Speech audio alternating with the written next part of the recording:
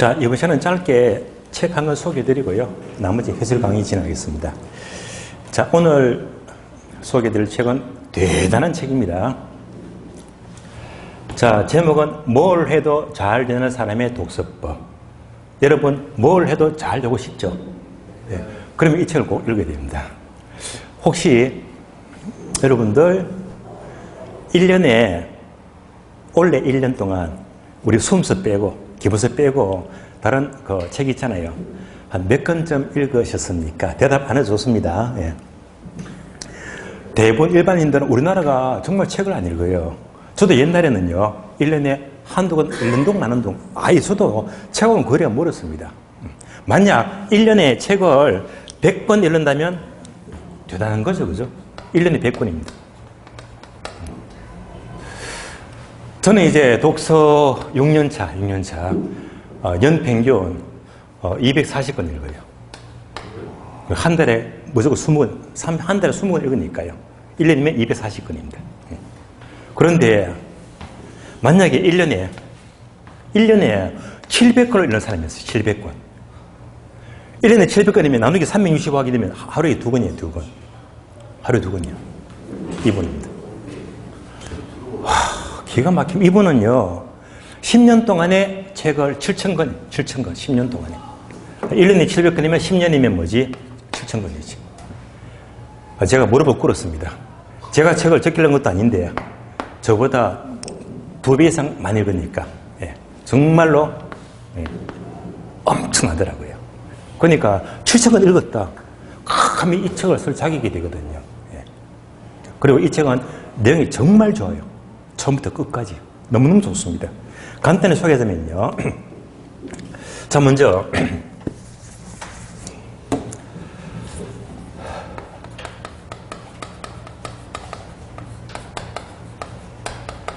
자, 전두엽 들어보셨죠? 머리 중에 앞부분에.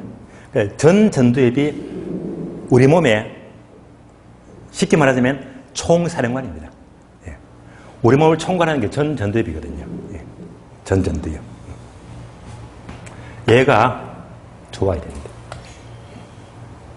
그러면 요즘 미디어 시대죠.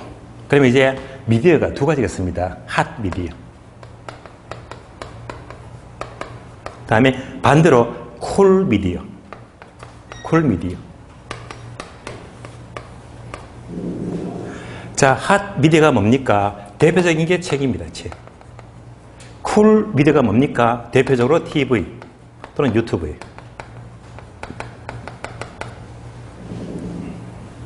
자, 책을 읽으면요, 계속 생각을 하잖아요. 질문하고. 그러니까 전두엽이 아주 핫해집니다. 따끈따끈해집니다. 책을 읽는 만큼 얘가 계속 좋아지거든요. 특히 여기서 뭐가 생기느냐? 그 위대한 문해력. 문장 해석력입니다. 그런데 책을 보지 않고 계속 스마트폰 들고 TV나 유튜브만 계속 보게 되면요, 전두엽이 식어버립니다. 차가워져요. 쿨 미디어. 그리고 애들 있잖아요. 책 읽는 애들과 맨날 스마트폰만 보더라.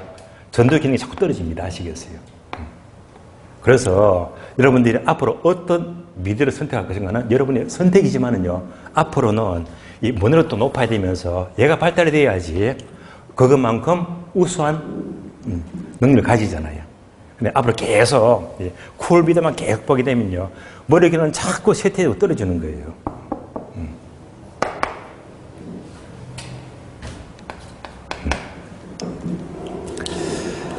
자, 다음에 아마 누구든지 이거 있잖아요.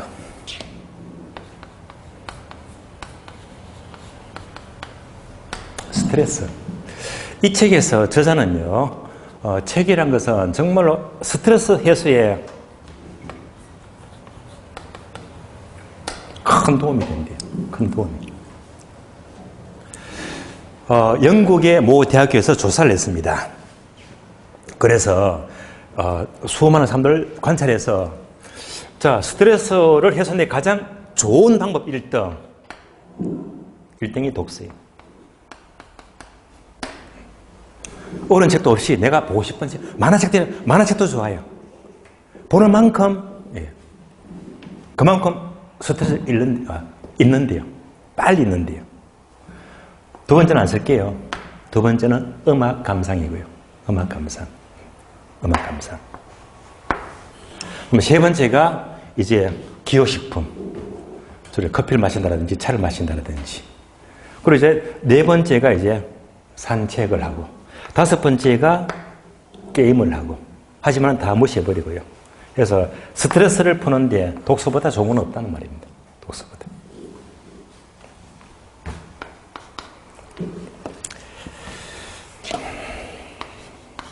마지막으로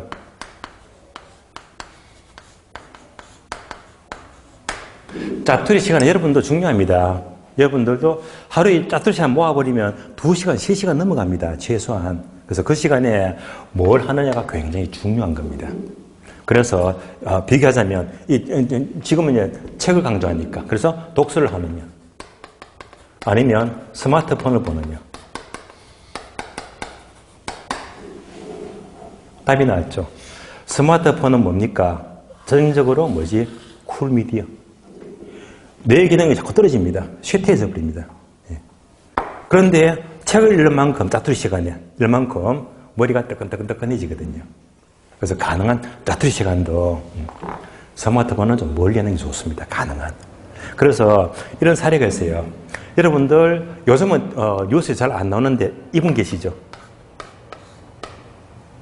안철수 씨. 예. 저는 이분 이 선책을 몇 건 보면서 개인적으로 정치를 떠나서 좋아하는 편입니다. 근데 안철수의 3분 독서가 3분 독서. 얘가 뭡니까? 짜투리 씨가 3분 독서. 안철수 씨가 있는 회사가 낡은 건물입니다. 낡은 건물인데 엘리베이터에 대기하죠. 그런데 이 엘리베이터가 속도가 느려터져 가지고요. 일단 기다리는 것도 줄을 서야 되고 또 타면서 가는 것도 섰다 내렸다 섰다 올라갔다 하다 보니까 시간이 너무 걸리는 거야. 그래서 이 안철수 씨는요. 항상 엘리베이터 탈 때마다 책을 들고 다닙니다. 예, 여기서부터 계단에서부터 책을 봅니다. 책을 보다가 엘리베이터 안에서도 책을 봐요. 얘가 뭡니까? 불과 3분, 4분, 5분이지. 그 시간도 책을 읽더래 말입니다. 그렇게 읽으니까 한 달이니까 책을 2권 읽더라, 2권은. 예. 얼마나 자투리상 활용을 잘합니까? 예. 예. 그래서 여러분들도 항상 이 시간을 활용하세요. 예. 꼭 책을 보라는 말은 아닌데 여러분들 또 공부하는데 뭐 안겨놓고 볼 수도 있는 거고 또 얼마든지 활용할 수 있잖아요. 절대 너무 여기 빠지지 말란 말입니다. 스마트폰에 빠져버리면 자꾸 기능은 떨어집니다. 아시겠어요? 그래서 여러분들이 가능한 이 책을 통해서 짜투리 시간도 잘 활용하자는 그런 좋은 점을 제가 확인했거든요. 좋은 내용입니다. 참고로 여러분들이 야, 책은 정말 좋은 책인데요. 정말 좋은 책인데 그래도 조금 더 내용을 알고 싶다면 별도로 제 카페에 들어오시면 카페에서 어젠가 짝순날 어제겠네 26일날 이 책을 따로 소개하면서 이 댓글에다가 따로 이제 개인 이메일 주소만 적어주게 되면 제가 전부 다 개인 발송해 드리거든요. 책 정리한 거. A4용지로 13페이지. 분량이 좀 13장이니까 꽤 좀 약간 많습니다. 권행 보게 되면 바쁘니까 책 한 권 보는 것보다도 요약제 액기서만 딱 뽑아놓은 것도 괜찮거든요. 필요하시다면 따로 이제 그렇게 개인 메일만 딱 적어주시면 제가 그대로 탁탁 쏘아드립니다. 이메일로요. 참고하시면 되겠고요. 네. 자, 여러분들 제가 제발 당부를 드릴게요. 여러분들이 이제 해가 바뀌어가지고 내년 1년 동안 300일 남았습니다. 1년 동안에 자투리 시간 활용을 잘해도 우리 시험은 너무너무 쉬워요. 그래서 시간 관리는 여러분 무엇보다도 뭐 자투리 시간 활용하시면 뭐든 다 해낼 수 있고 뭐 부수한 거 없습니다. 안기고 뭐 전부 다 할 수 있어요. 그게 가장 큰 관건을 보시면 돼요. 시간 활용입니다. 자, 문제 보겠습니다. 자, 문제 3번입니까? 3번. 자, 3번 문제 보시면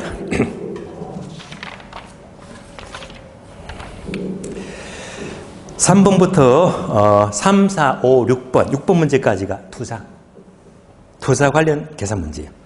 자, 3번은 뭐죠? 맨 끝에 보니까 물음표, 뭘 묶었습니까? 기대 수익률. 기대 수익률. 기대 수익률인데, 그러면 항상 계산 문제는 맨 밑에 박스부터 먼저 보자. 푸는 방법, 공식.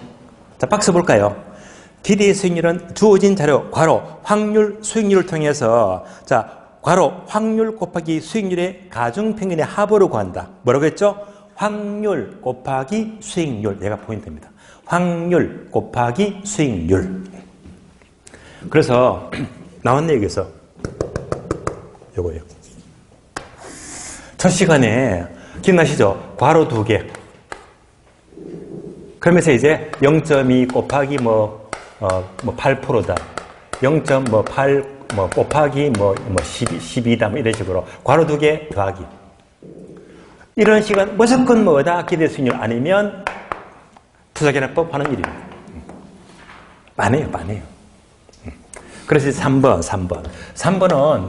자, 문제를 탁 보는 순간 기대 수익률 하게 되면 자동적으로 뭐? 확률 곱하기 수익률.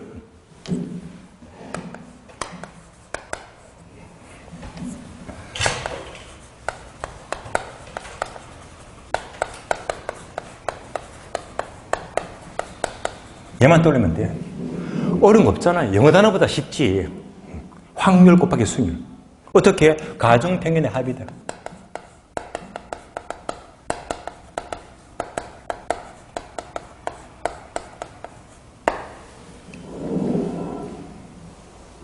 그러면서 풀어봐야 됩니다. 자, 문제 봐요. 3번. 가상 아파트 사업에 대해서 미래 환경 조건에 따라서 추정된 예상치가 아래와 같다고 할 때 기대 수익률 구하시오 하면서 뭘 떠올려? 확률 곱하기 수익률만 탁 떠올리시면 돼요. 표를 보세요, 표. 자, 표를 보시면 먼저 경제 환경 변수가 3가지 있죠. 비관적이고 정상적이고 낙관적이다. 자, 경제 변수가 비관적이면 뭡니까? 불황이지. 그러면 정상적이면 시장이 보통이고요. 낙관적이면 시장이 호황이겠네. 그러면 두 번째 칸, 확률. 발생 확률 동그라미. 다음에 오른쪽에 다음 칸, 수익률 동그라미. 나왔네, 보세요. 확률 나왔지, 수익률 나왔지. 확률, 수익률 곱해주면 되겠네. 그럼 다시 표를 보게 되면요. 자, 시장이 비관적일 때 확률 20%, 정상이면 60%, 낙관적이면 20%. 합쳐서 이제 100%가 되고요. 다음에 수익률은요. 시장이 비관적이면 불황이면 4%, 정상이면 8%, 낙관이면 12% 나왔잖아요. 그럼 이제 차례대로 곱하기 주면 돼요. 자, 표를 보고 불러주세요. 시장이 비관적이다. 확률 몇 프로? 20%. 곱하기 수익률 몇 프로? 예? 4%. 다음에 두 번째, 시장이 정상이다. 확률 몇 프로? 60%. 수익률 몇 프로? 8%. 세 번째, 시장이 낙관적이다. 확률 몇 프로? 20%. 수익률 몇 프로? 12%. 그래서 전부 다, 자, 가중면 합이다. 전부 다 대주면 돼요.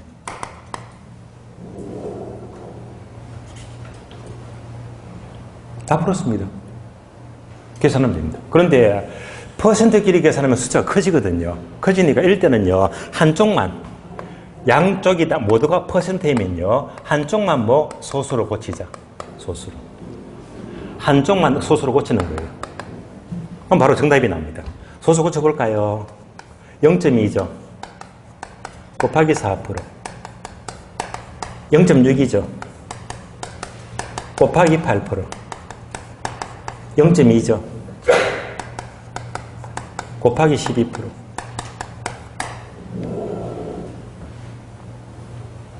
그럼 바로 정답이 딱 나올 겁니다. 자, 정답은요. 0.08, 8% 나옵니다. 정답 0.08, 8%.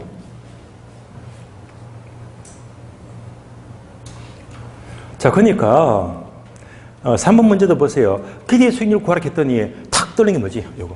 확률 곱하기 수익률. 표를 딱 보니까 뭐지? 확률 나왔지, 수율 나왔지, 그걸 곱해주고 더하면 가중평균이 합의된다. 자, 이 문제도 여러분 한번 판단해 보세요. 이렇게만 하면 상급입니까? 중급입니까? 하급입니까? 하급이지. 예. 근데 문제 봐요. 언제? 자, 그 문제 끝에 보시면 19회 공인중개사 시험인데 수정. 자, 숫자만 싹 바꿔놨거든요. 근데 우리 시험은요, 쉬운 문제로 이렇게 나온단 말이에요. 쉽게 나오면 이렇게 나와요. 이런 문제를 왜 안 풀고 건너뛰고 찍어버립니까? 얼마나 억울합니까? 풀어야 되지. 그러니까 계산 문제는요, 학급 문제만큼은 절대 그냥 지나가는 오류가 없어야 됩니다. 학급 문제는요, 무조건 풀어야 됩니다. 점수를 그냥 주는 거기 때문에. 정답 3번. 다음에 문제 4번이요. 자, 4번 문제는 뭡니까? 문제 맨 끝에 보게 되면 세 번째 줄, 지분 투자에 대한 수익률은 몇 프로인가? 뭘 묻죠? 지분 투자 수익률. 집 한번 보세요. 요거. 지분 수익률.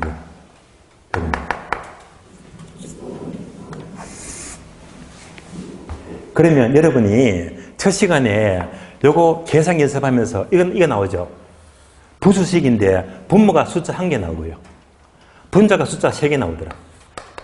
그러니까 빼고 더하고 이런 식으로. 간단한 식 나왔잖아요. 얘가 뭐지? 지분 수익률. 지분 수익률.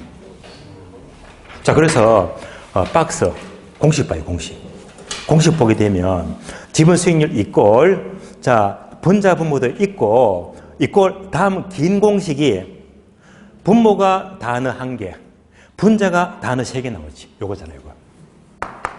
요거. 그래서 이제 공식 보자. 4번. 자, 지분 수익 공식은 이렇게 나와 있죠. 자, 분모가 지분 투자이고요.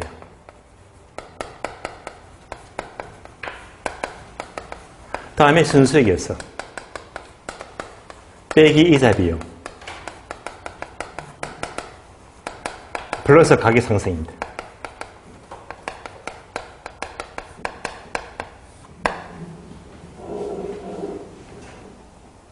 이 정도 공식이면요, 이거 암기하는 거 되게 어려운 숙제 아닙니다. 이 정도면 간단한 공식입니다. 기본적 공식이에요. 그러면 이제 공식이 나왔으니까 문제 보고 여기다가 숫자만 넣어주면 돼. 자, 문제 풀어봅니다. 그러면 4번 문제는요, 문제부터 볼까요? 1억을 투자하면, 자, 1년 동안에 2,600만 원의 수익이 생기는 부동산이 있다. 분석합니다. 1억을 투자해요. 수익이 얼마가 생겨? 2,600만 원.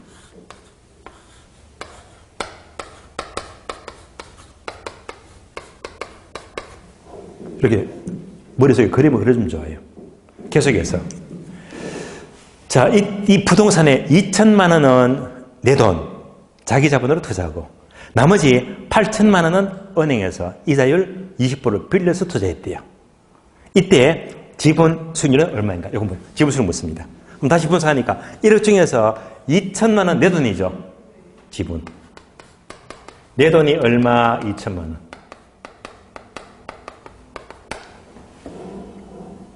나머지 8천은 빌렸잖아요. 저당.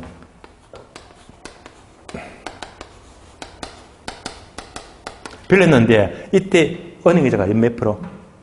20%요. 곱하기 20%. 0.2죠. 암산한데 얼마? 1,600만 원.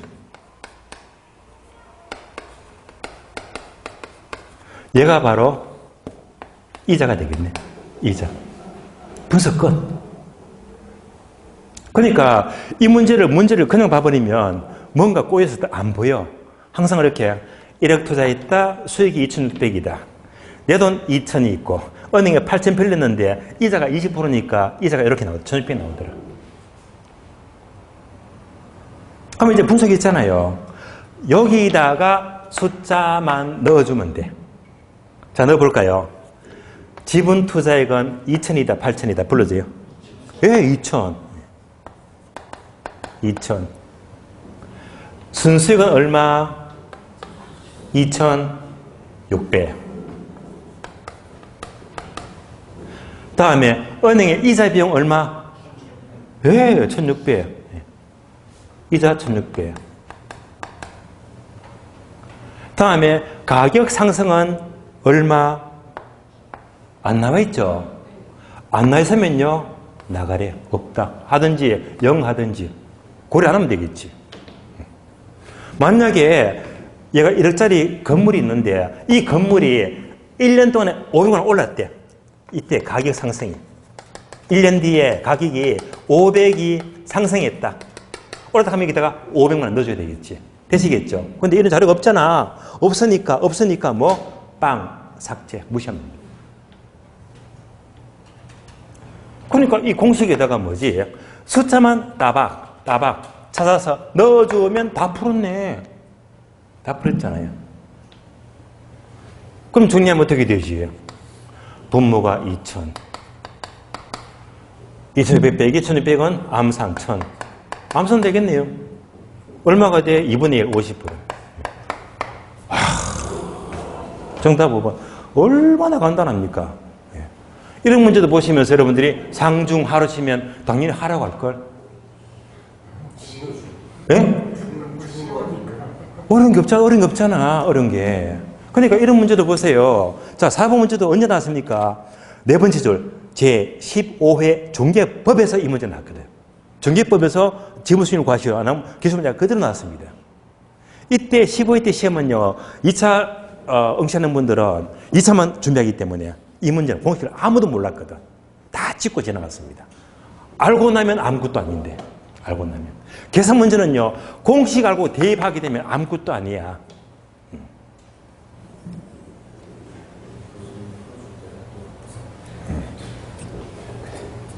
여기까지. 그러니까 여러분들이 계속 공식을 암기하고 자꾸 풀어보면서 저거 풀어서 내성만 생겨버리면, 섞어만 되어버리면 계산 문제는 쉬워요.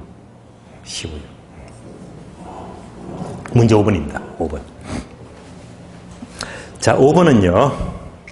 현재 1억 원에 5년 후 미래 가치는 얼마가 될까요?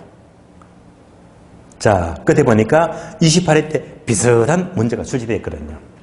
자, 5번 문제는 뭘 말하느냐? 얘를 말해요. 5번 문제.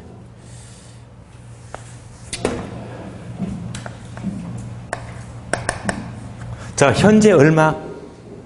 1억. 그림으로 그려봅니다. 현재 1억이 있는데요. 1억. 얘가 몇 년 후? 5년 후. 1년, 2년, 3년, 4년, 5년. 1년, 2년, 3년, 4년, 5년. 예, 5년 후의 가치가 얼마가 될까요? 요거. 그림 따로 오셨죠? 현재 1억이 5년 뒤에 얼마가 되겠냐? 예, 그러면 조건은 박스 보세요.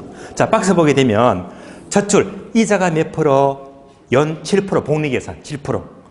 연 7%고요. 두 번째, 5년 뒤 미래가치 금액은 10만 원짜리는 반올림 할애. 4,4,5입 할애요. 반올림 할애요. 10만 원부터는 반올림 할애요. 그러면 이때, 자, 박스 볼까요? 일시불의 내가계수를 쓰는 공식은 1 플러스 R의 n승이다. 나왔죠? 뭐지?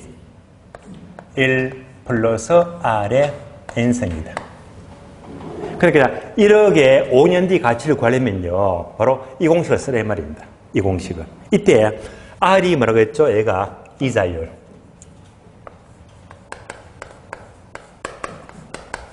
n승은요, 기간. 그럼 이제 문제 보고 대입합니다. 이자율이 몇 프로? 예, 7%. 기간은 몇 년? 예, 5년. 그럼 다 푼 거지. 그러면 이제 1억 곱하기 얘만 대입하면 되거든요. 공식만. 해볼까요? 1억이면 이렇게 되겠네. 얘가 1억이잖아요. 1억 곱하기 공식 대입합니다. 1 플러스 7%. 7% 같으면 0.07. 맞죠? 몇 성? 5성. 그럼 얘는요, 암산되죠? 1.07의 5승이잖아. 1.07의 5승이죠. 예. 그러니까 얘는 바로 뭘 말하지? 1.07의 5승입니다. 정답. 계산하면 돼요. 그 문제는 뭡니까? 도대체 1.07의 5승을 어떻게 계산합니까? 예. 그래서 보통 1.07의 5승은요, 자, 5승이 나왔다. 성수만큼 자꾸 곱해서 냅니다. 자, 다시. 자, 1.07이잖아요. 한 번이면 1승. 두 번 곱하면 2승. 세 번 곱하면 3승. 네 번 곱하면 4승. 다섯 번 곱하면 5승. 그러니까 1억 곱하기 한 번, 두 번, 세 번, 네 번, 다섯 번, 5승 계산 끝. 네. 네. 되시겠죠? 5승 지수 계산. 5승. 그러면 어떻게 나오느냐? 자, 140, 255, 173.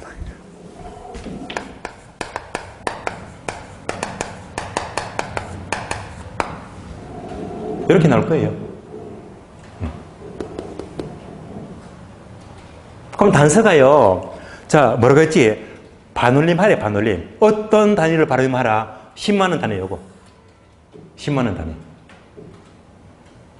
자, 그러면 10만원 단위를 반올림하게 되면 25만원 같으면 사서할 게 없잖아요.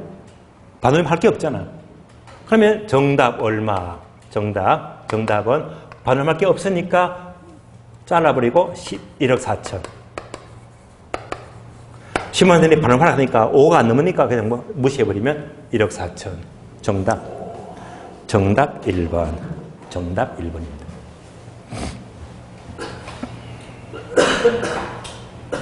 자, 그래서 여러분들, 금액을 1억 주면서 우리 시험은요, 뭘 묻더라? 5년 뒤를 버려요. 5년 뒤. 5년 뒤. 그래서 이제 5년 뒤를 이렇게 5승을 묻는 5승을, 우리 시험은. 그러니까 5년 뒤, 5승까지도 여러분들이 마음대로 자유자재로 계산을 해야지 우리 시험은 쉽게 득점할 수가 있는 겁니다. 이제 5승하게 되면 뭐, 그대로 뭐, 5번 곱해주면 5승이 되겠지. 별로 어려울 건 없습니다. 복잡한 거 없어요.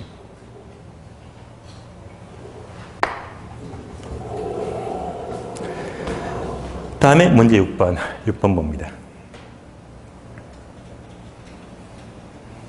자, 6번 문제는요.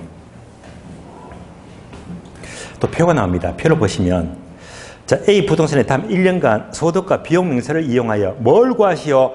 순영업 소득을 구하시오. 순영업 소득 구하려.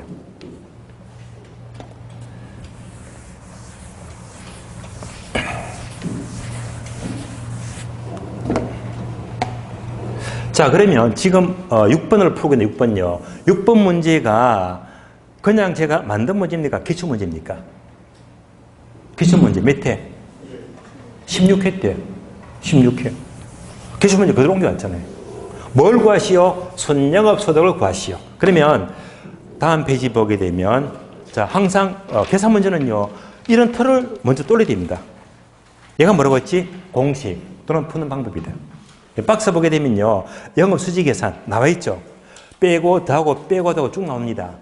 그래, 여러분들은 표를 보시면 되고, 제가 예를요 옮겨서 볼게요.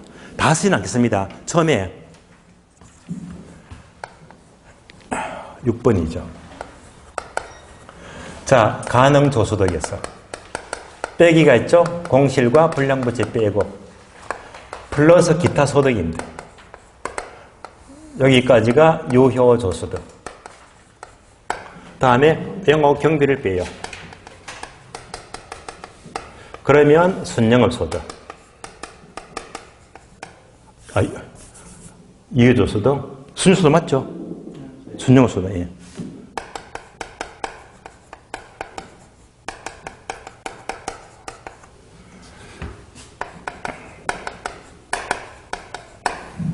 다음에 자, 빚값자 부채 서비스입니다. 얘를 공제하면 세전 현금 수지가 나고요. 마지막으로 세금 내자 영업소득세를 공제하면 최종적으로 세후 현금 수지가 나와요.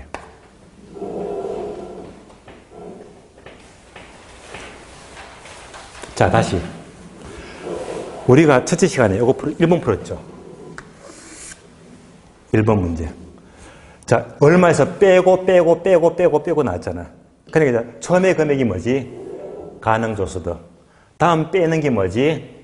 자, 공실 빼고요. 다음 빼는 게 뭐지? 영업 경비 빼고요. 또 다음 빼는 것이 바로 부채 세비세고 마지막 빼는 것이 소득세 빼니까 답이 5,900이 나왔습니다. 이런 식으로. 앞에서 미리 빼는 거 주르륵 나오더니 말입니다. 그럼 지금 문제는요. 6번요. 뭘 구합니까? 구하는 게 요거 선영업소득. 요거 구하라고. 얘를 구하라. 이제 위치하게 아시겠죠? 그러니까 이 전체에서 뭘 구하시오? 순영업소득을 구하시오. 그럼 이제 자료를 보세요. 자료 봅니다. 앞페이지. 자, 앞페이지 자료를 보시면 표를 볼까요? 유효 총소득 얼마 1억 넣어줍니다. 보세요. 유효 총소득 얼마 1억. 하면 이제 여기서 영어 경비 빼죠. 경비를 빼자. 그러면 이제 얘가 정답이 나옵니다. 그러니까 두 번째 네모. 자, 비용 명세가 항목 몇 개 있다? 하나, 7개 있죠. 7개. 이 중에서 자, 경비에 들어가는 거, 안 들어가는 것만 가려내라는 말입니다. 가려내라.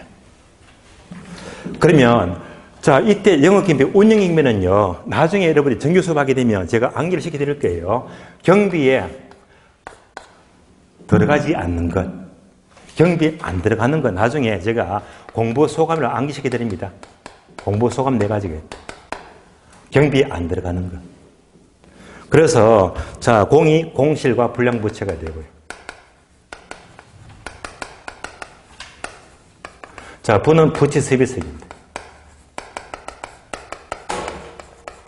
자, 소가 소득세가 되고요. 감은 감가상각비. 이런 것들이 경비에 안 들어간다 말입니다. 한번 보세요. 지금 뭘 묻죠? 경비. 경비에, 자, 포함된 단위를 찾아내는 건데, 그러면 지금 경비를 묻고 있는데, 앞에서 공실과 불량부채는 이미 앞에서 뺐잖아요. 앞에서 뺐기 때문에 당연히 경비에 안 들어갑니다. 공실은 안 들어가요. 앞에서 뺐기 때문에 경비에 못 들어가. 다시, 부채 세비세 얘는요, 뒤에서 뺐기 때문에 경비에 들어갈 수가 없지. 그러니까, 부채 세비세는 뒤에서 뺐기 때문에 당연히 경비에 들어갈 수가 없습니다. 그 다음에 소득세. 소득세로 맨 밑에서 빼기 때문에 당연히 경비에 들어갈 수가 없대 말입니다. 얘도 안 들어간대 말이에요. 그러니까 이제 결국 공실이나 부채 세비세나 소득세는요, 앞에서 빼고 뒤에서 빼기 때문에 당연히 경비에 들어갈 수가 없다. 한번 이제 보세요. 표를 봅니다. 표를 보시면, 자, 유지관리비 경비에 들어가요. 관리비 들어가고, 화재 보험료 들어갑니다. 세 번째, 소득세, 요거. 소득세는 안 들어가지. 소득세는 경비 안 들어가고요. 수수료 경비 들어갑니다. 전기료 들어가고요. 재산세 들어가고, 부채세비세 요거네. 부채세비세.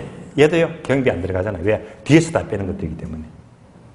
그래서 경비에 안 들어가는 게 뭐하고 뭐지? 소득세하고 부채세비세 이 두 가지가 뭐지? 경비에 속하지 않더라. 그럼 이제 소득세, 부채세비세는 경비에 포함되지 않고 나머지만 다 대주면 되겠네요. 그래서 관리비 2천만 원, 보험료 300만 원, 수수료 200만 원, 전기료 300만 원, 재산세 2천만 원. 요거 다 더하니까 얼마? 4,800이죠. 4,800만입니다.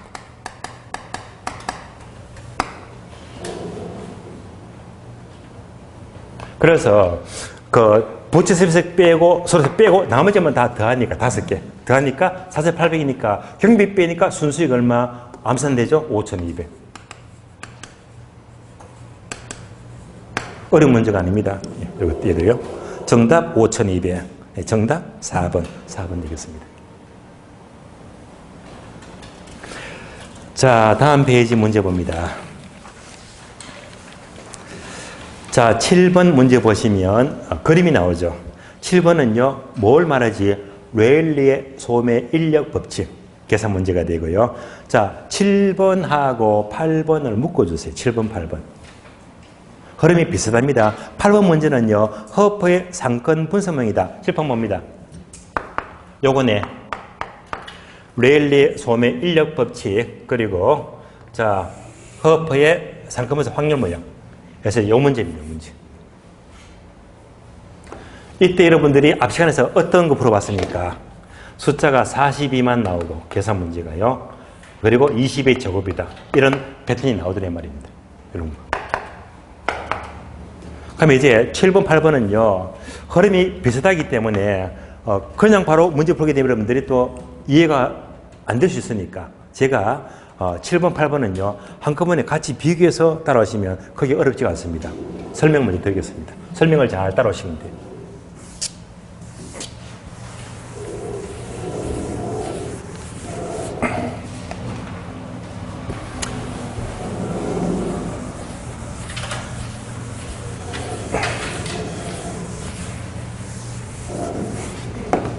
자, 먼저 레일리의 소매 인력 법칙입니다.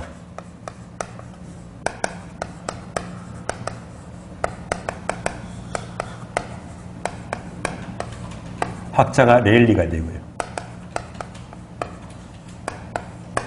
다음에 8번 문제는 허퍼의 상권 분석원입니다.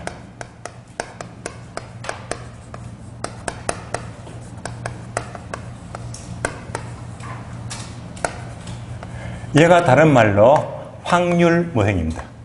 확률 모형. 학자는 허퍼가 되고요.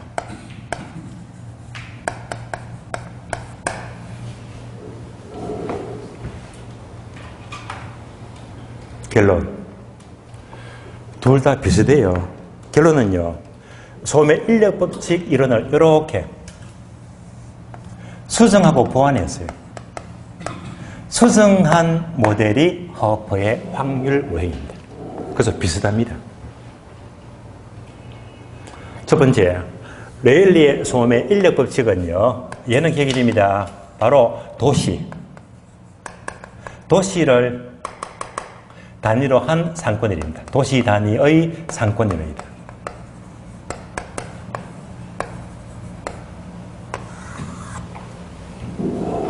반면에 허퍼의 확률 모형은요, 도시가 아니고 점포, 상점 단위의 상권일입니다.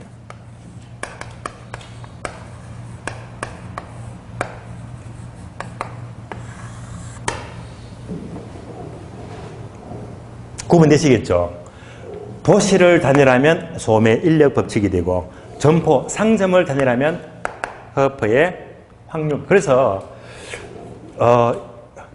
소매 인력 법칙 문제는 항상 A 도시, B 도시, C 도시, 도시가 나옵니다.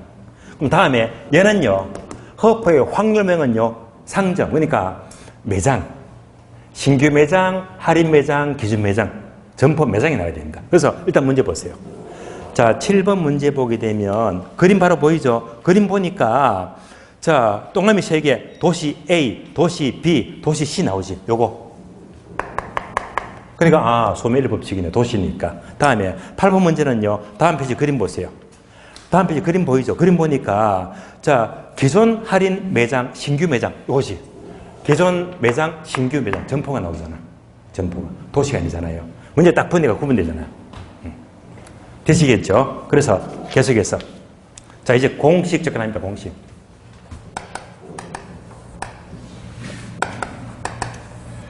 자, 공식은요, 7번 문제 박스 보세요. 박스 보게 되면 고객 유인력 이꼴 분자분모. 요거 있죠? 분자분모. 제곱이 보이네, 제곱이. 그래서 공식이 뭐냐? 인구수. 그리고 거리의 제곱입니다. 얘가 바로 고객 유인력이다. 고객 유인력. 다음에.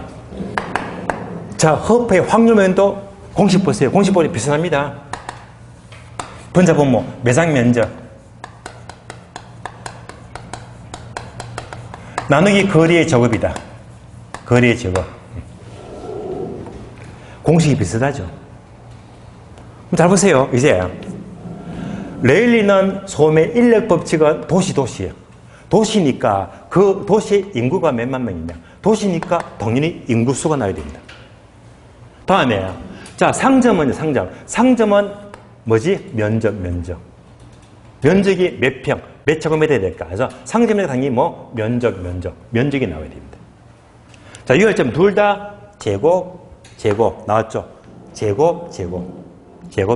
이때 유혈점은요. 요때 요 제곱을 얘는요. 수학적으로 그대로 2성으로 계산하면 되는데 얘는요. 2성이 아니고 얘를 다른 말로 공간 마찰 계수라고 불려요. 공간 마찰 계수다. 요거만큼은 알아야 된다. 마찰 계수. 그렇게 나왔을 거예요. 마찰 계수. 그럼 이때 이 마찰 계수는요. 출제자가 어떻게 주느냐. 마찰 계수를 1을 줄 수도 있고 2를 주기도 하고 3을 주기도 하고 등등등 숫자를 마음대로 재수 있습니다. 잘 따라오세요. 만약 1을 주면 1성 2를 주면 2성 3을 주면 3성 되시겠죠. 근데 통상 이 계산 문제는요. 가장 계속 주고 있는 게 늘 뭘 주더라? 2를 주더라. 공간 마찰 계수는 2로 한다. 얘를 거의 다 2로 주고 있거든요. 주니까 아예 이제 2성으로 붙인 겁니다. 만약 계산 문제가요. 1이다 하면요. 어떻게 뭐 1성. 예, 바꿔야 됩니다. 주로 2를 주니까 주로 2성이다 라고 보시면 돼요. 자, 비교되죠. 도시를 단위로한다. 소매인력 법칙. 상점을 단위로한다. 허브의 확률명입니다. 이제 이 원리는요. 간단한 한 번 더 예시를 드릴게요. 예시를. 자, 도시죠. 도시. 그림 잘 따라오세요. A 도시가 있어요. 다음에 B 도시가 있어요. 자, 크기가 똑같잖아요. 인구수가 똑같다. 크기가 똑같습니다. 그래서 이렇게 봤을 때 가운데 C라는 동네가 있대. A 도시와 B 도시는요. 크기가 똑같고 인구도 똑같으면요. 한가운데 C라는 동네가 있게 되면요. 크기가 똑같으니까 이때 끌어당기는 힘은요. 1대1로 반반씩 똑같이. 얘가 바로 고객 유인력입니다. 끌어당기는 힘. 크기가 똑같으면요. 반반씩 1대1로 똑같이 끌어당긴다. 따라오셨죠? 기본 전제. 다음에.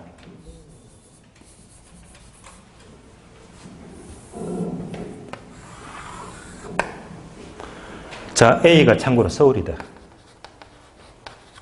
크잖아요. B는 수원이다. 크기가 다르죠. 그럼 서울은요, 지금 900 몇십만 명인데, 그냥 쉽게 1000만 명 잡아, 1000만 명입니다. 1000만 명. 수원은요, 알기 쉽게 100만 명이죠, 100만 명. 100만 명입니다. 자, 이 그림 보면서요. 서울이 수원보다 몇 배나 큽니까? 몇 배?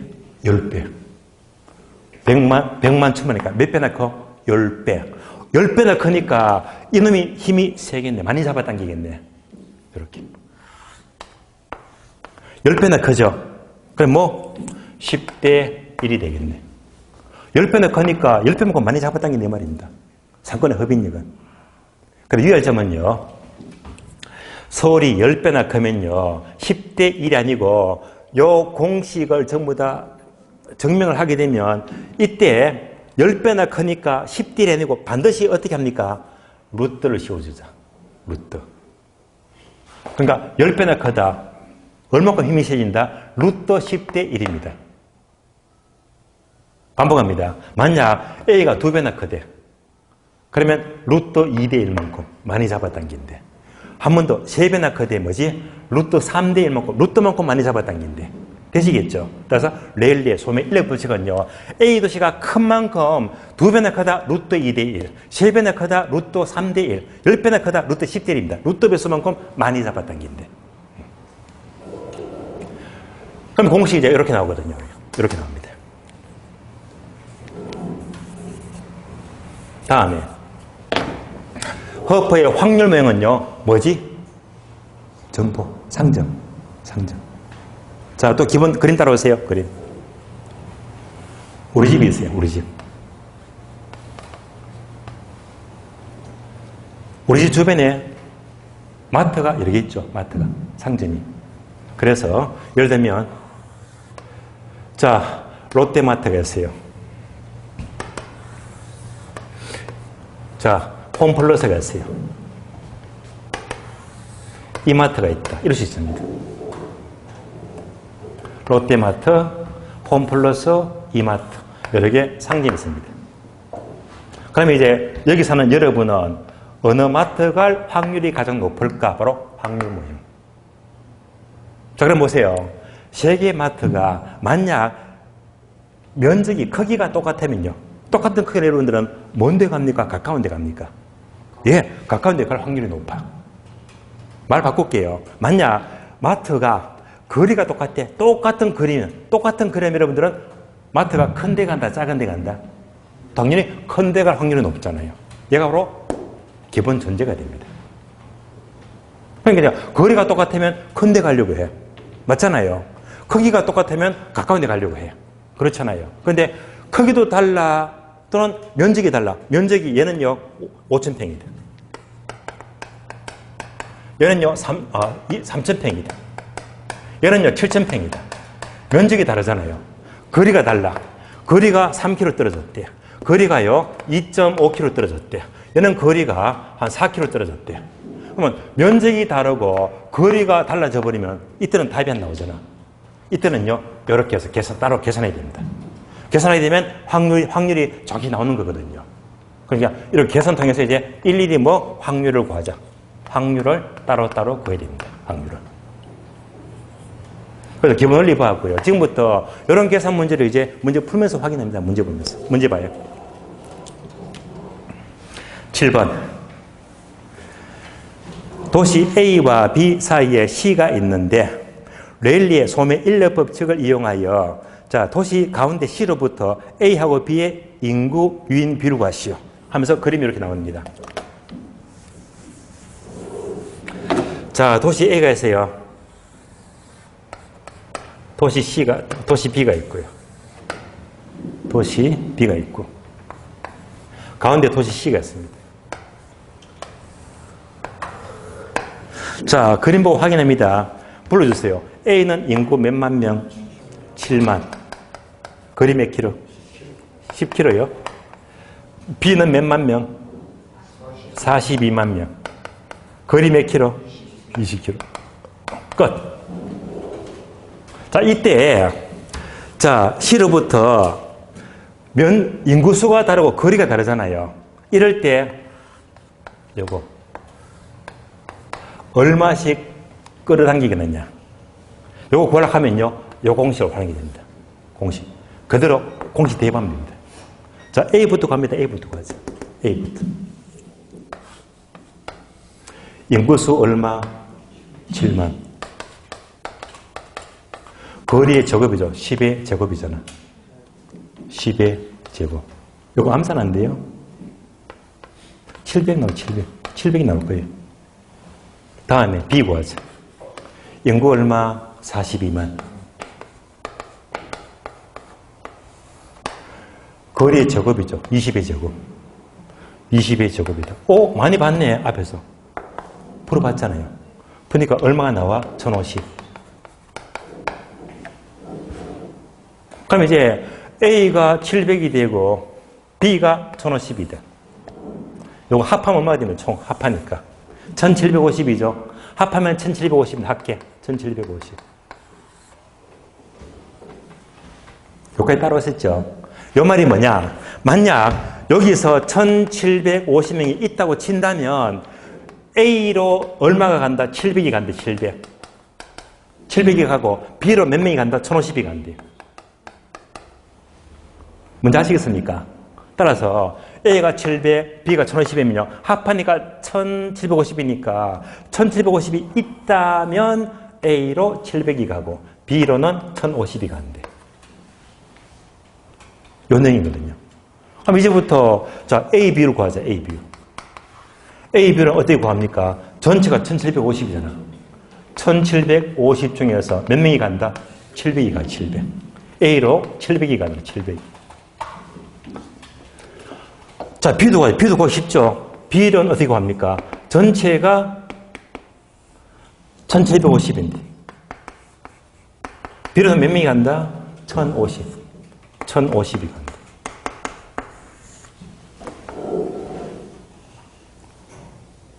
계산하면 되겠네요. 이러니까 얼마가 돼? 0.4. 얘는 얼마가 나와? 0.6. 그러니까 얘는 몇 프로 되지? 40%. 얘는 몇 프로 되지? 60%. 그래서 A 도시로 몇 프로? 40% 가고 40%. B 도시로 60% 간대. A 도시로 40%.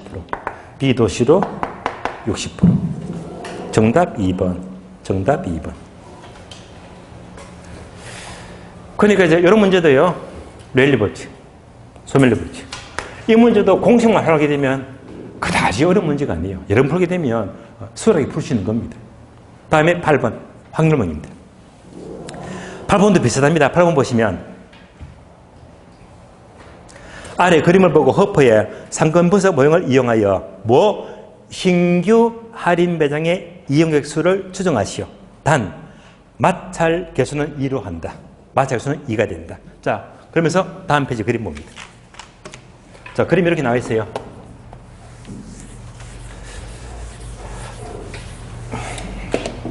이렇게.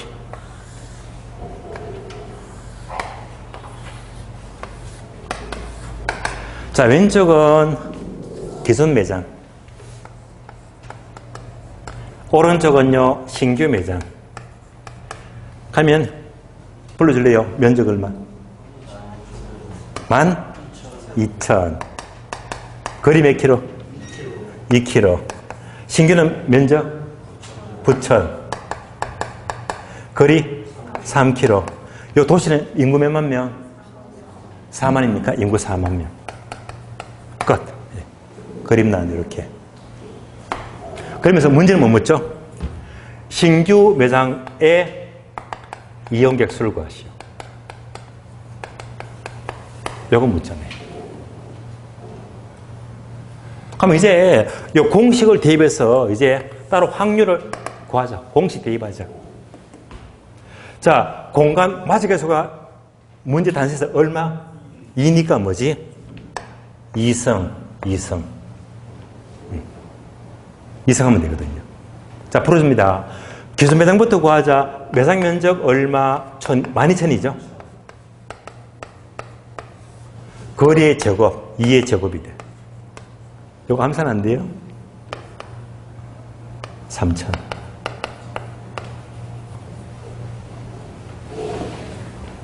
다음에 신규 매장은요. 면적 얼마? 9,000. 거리의 제곱이죠? 3의 제곱. 암산되죠? 1,000.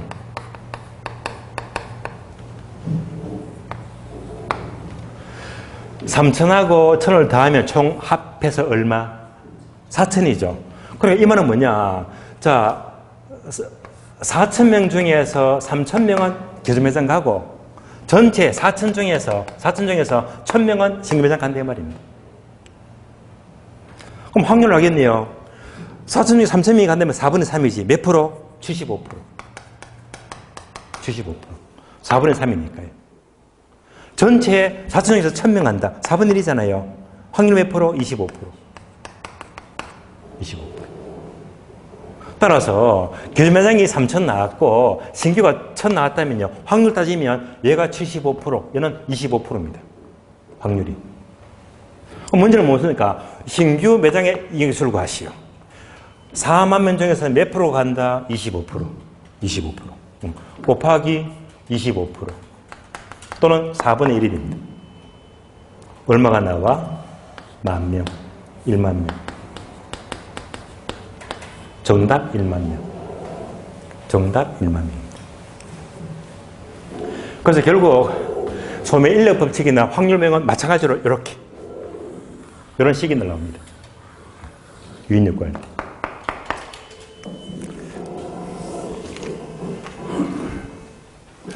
자, 마지막 문제 9번 봅니다. 9번. 자, 9번은요. 다음 표에서 A 부동산 산업에 뭘 구하시오? 입지계수. 요거.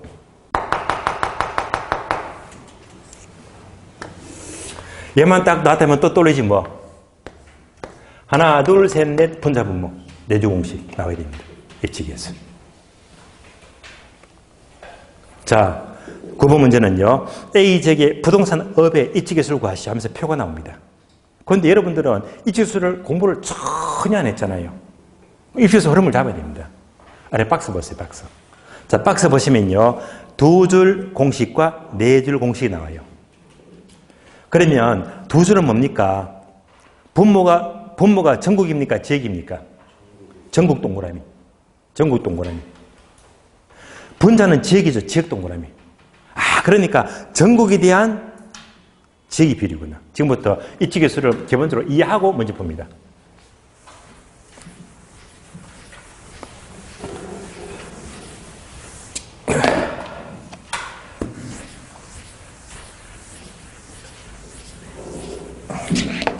자, 입지계수.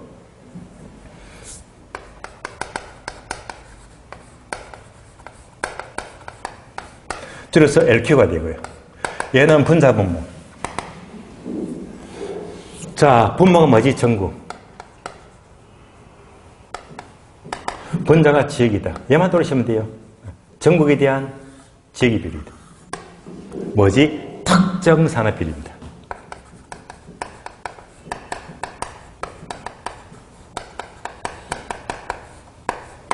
비율. 비율. 이렇게. 예를 들어 볼게요.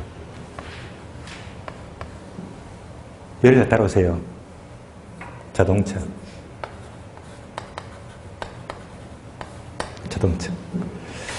자, 여러분들 자동차니까 우리나라에서 어느 지역이 떠올라요? 현대차 어디? 울산.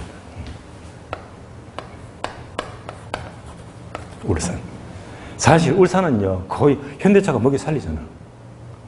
잘 보세요. 자, 울산 하게 되면요. 자, 전국의 자동차 산업 비율은요, 전국은 평균 50 잡을게요. 50 잡을게요. 그러면 얘는 뭐지? 울산은요, 이보다 높을까, 낮을까? 울산은 자동차가 얼마나 발달됐습니까? 훨씬 높아야지. 그러면 80 잡을게요. 그렇죠? 그럼 얼마 나온다? 1.6. 울산은요, 울산 지역은 전국 비율보다 훨씬 더 특화되었잖아요. 따라서 이럴 때 이제 울산은요, 입지계수가 얼마 나왔다? 1.6이 나왔죠. 결론적으로, 자, 이 입지계수가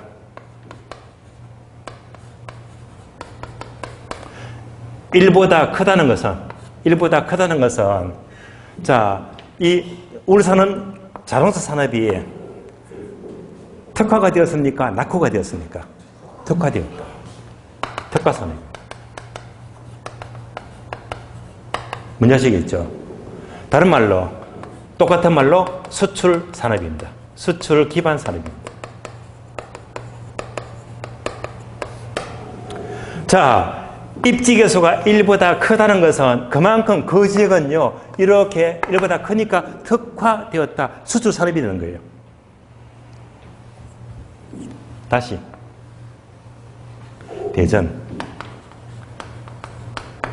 대전에 자동차 공장 있어요, 없어요? 없잖아요. 현대차도 없고, 기아차도 없고, 다 없잖아요. 대전 외곽지에 그건 있어요. 한국 타이어 공장은 있거든요. 그런데 자동차 공장은 아니잖아. 대전은요, 소비도시예요.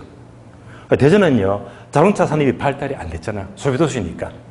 그러면 이제 대전을 집어넣게 되면 대전은 달라지겠네. 전국 자동차 평균치, 자동차 산업의 평균 비율이 50인데요. 대전은 자동차 공장이 없으니까 50보다 높겠다, 낮겠다?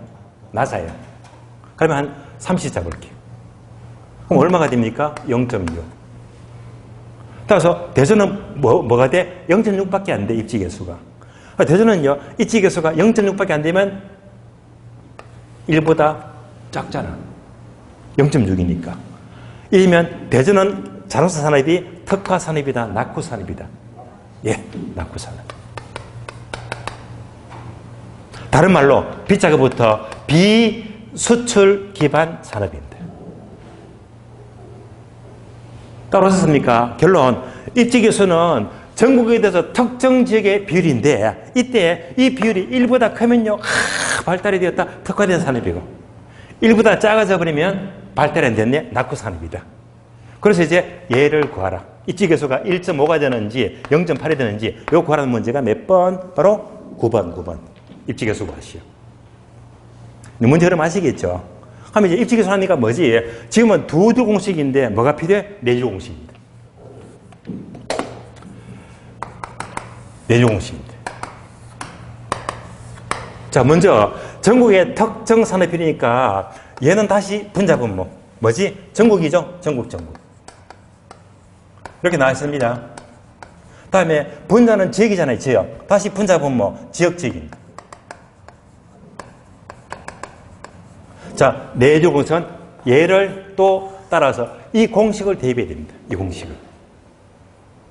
그럼 여러분 이제 내주 공식 보게 되면요. 전국은 뭐지? 총고용 인구. 이렇게 나오고요.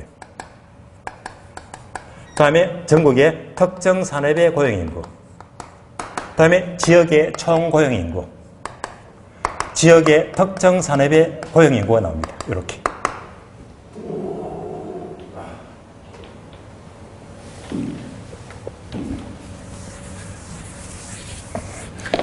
자, 문제 봅니다.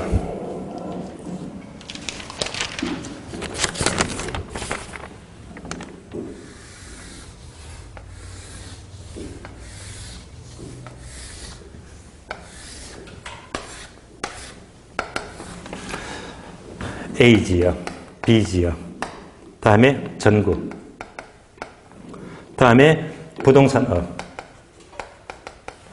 다음에 기타 산업 전체가 되고요. 다음에 100, 200, 300, 400, 200, 600, 500, 400, 900입니다. 자, 문제는 뭐 묻죠? 문제 9번은요. A지역의 부동산 산업입니다. 무슨 지역? A지역. A지역. 어떤 산업? 부동산 산업입니다.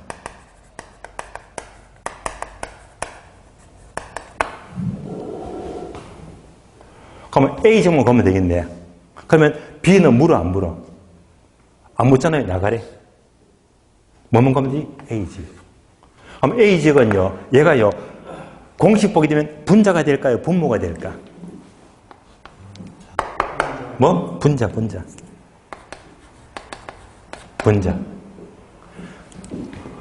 전국이죠.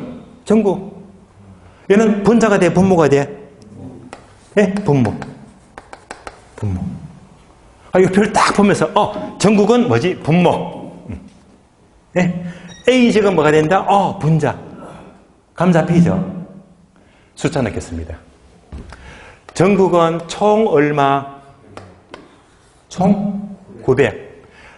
부동산 산업은 얼마? 500. 따라서 전국은 총 얼마? 900.